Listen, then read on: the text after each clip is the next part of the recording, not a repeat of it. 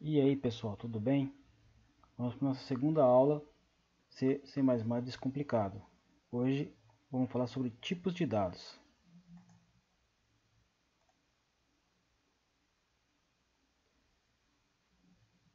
Para a gente falar sobre tipo de dados, na aula passada a gente utilizou função para criar nossa função principal. Para a gente entender rapidinho como ela funciona, a gente tem o seguinte esquema. A gente tem o tipo da função, que pode ser vazio, e aí coloca a palavra void no lugar, ou algum dos tipos básicos de C ou construídos no lugar de tipo. Na sequência vem o nome da função e a lista de parâmetros. Para entender como é que isso aqui funciona, eu sempre gosto de comparar lá com o Excel, onde a gente coloca o nome da função dentro de parênteses as células que a gente vai trabalhar. Praticamente a mesma função. Dentro das chaves a gente vai colocar as declarações, os comandos, e se tiver algum retorno de tipo, a gente coloca o return e o valor no mesmo tipo de dado que foi declarada a função. Então, na função main é um tipo inteiro, ela tem que retornar um tipo inteiro. Ela tem uma chamada, que é o nome dela, nesse caso é main, só que ela não possui nenhum parâmetro. Mas mesmo assim é obrigatório colocar os parênteses. Os tipos de dados em C, eles derivam de 4 tipos básicos: o char, o int, float e double. A partir daqui os dados são construídos. Então, no caso do char, ele é um tipo caractere, ele representa letra, número, símbolo. Ele consome 1 byte de memória. Se você quiser uma descrição completa dela, procura por tabela ASCII2, que aí você vai encontrar lá algumas representações. O tipo inteiro, ou int, ele consome 4 bytes e o escopo da sua representação vai de menos 2 bilhões até 2 bilhões. Ok? Também temos o tipo float e o tipo double. Esses dois caras aqui dependem muito da característica do computador para criar sua representação. Às vezes pode consumir mais do que 4 bytes ou muito mais do que isso. Então, a partir daqueles 4 tipos básicos, a gente vai encontrar suas variações. No caso, o SagNetChar representa números pequenos entre menos 128 a 127. O SagNetChar vai representar números sem sinal, de 0 a 255. Por exemplo, se eu quisesse trabalhar com cores, eu teria que utilizar esse tipo de dado. Um SagInt representa valores positivos. ShortInt vai ter uma representação daquele escopo anterior bem menor. LongInt já é uma representação maior, ou seja, estou passando da casa dos trilhões e eu não tenho mais representações então possíveis. Já que vou até 2 bilhões, então preciso de algo maior, então LongInt.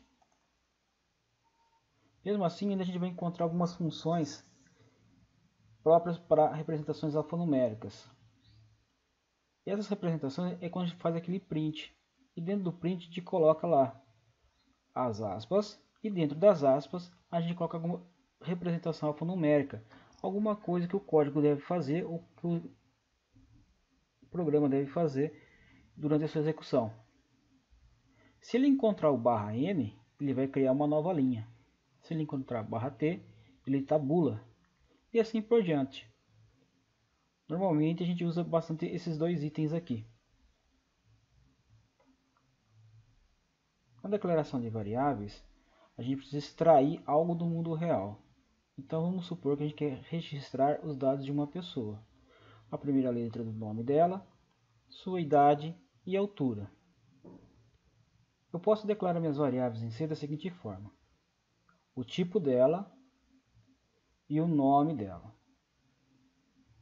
Quando eu vou criar o nome, eu não posso colocar números no início da variável, no início do nome da variável.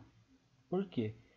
Se eu estiver fazendo alguma soma, alguma conta, ele vai pegar esse número e vai falar que o resto da palavra não foi declarada a variável. Esse aqui é a forma de atribuição direta. Na atribuição direta, a gente pode declarar a variável, o tipo, o nome e já atribuir direto através do sinal de atribuição que é igual. Int idade igual 30. Vamos trocar a palavra igual por receber. Então, int idade recebe 30. Float altura recebe 1.68. Não vamos usar vírgula aqui. A vírgula tem uma outra função. Então, quando a gente quiser atribuir um float, a gente coloca 1.68. Mas eu posso não estar declarando no início, não está inicializando as minhas variáveis no momento que eu crio elas. Eu posso inicializar em outro momento. Então eu posso simplesmente escrever o nome da variável, recebe valor. Nome da variável, recebe valor. Nome da variável, recebe valor. Vamos a um exemplo agora com as variáveis. Declaração das bibliotecas. Declaração da função principal com seu fechamento. Uma variável char para gravar a primeira letra. E estou fazendo uma atribuição direta no momento que eu estou declarando a variável. Uma variável inteira, idade recebendo 30. Uma variável float, altura recebendo 1.68. Na sequência temos 3 printf. O primeiro printf, ele começa assim. Primeira letra do nome, 2 pontos, porcentagem C. O porcentagem C indica que eu vou imprimir o valor de uma variável. E no caso aqui, declarado C, não é por causa desse C aqui não. É porque é uma variável do tipo caractere. E na frente eu tenho que colocar o nome da variável caractere. Nota que está separado aqui o texto por uma vírgula. Por isso que aqui é 1.68 e não 1,68. Barra N é para a gente pular linha, senão essa idade aqui, esse valor, né, essa expressão idade ia aparecer logo aqui na frente da impressão da letra que ele leu. 2 pontos, porcentagem D. Porcentagem D é para impressão do tipo inteiro, e no caso aqui a gente vai imprimir a idade. E por último, a altura, que é porcentagem 2.2F. Na verdade é só porcentagem F. Mas o que eu fiz? Eu formatei a saída. Eu quero que saia apenas 2 dígitos após o ponto. Vírgula, a variável do tipo float, que é a altura, fecho parênteses. Vamos ao código fonte. Vamos criar um novo projeto. Console. Projeto C.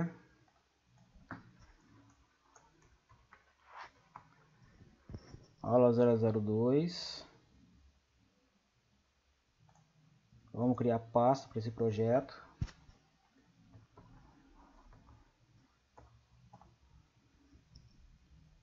E vamos salvar o projeto nessa pasta.